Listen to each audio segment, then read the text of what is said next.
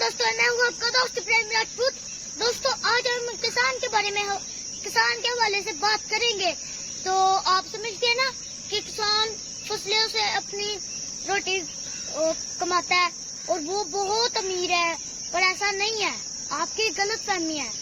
आज मैं आपको बताता हूँ हमारे पाकिस्तान का किसान कितने मुश्किलात का शिकार है।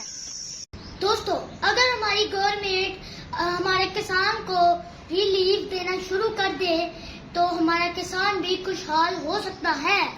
मैं आपको बताता हूँ कैसे। अगर हमारी गवर्नमेंट किसान को खाद, डीजल और ज़रियत वबाद में रिलीफ देना शुरू कर दे तो हमारा किसान फसलें सस्ती बेचेगा।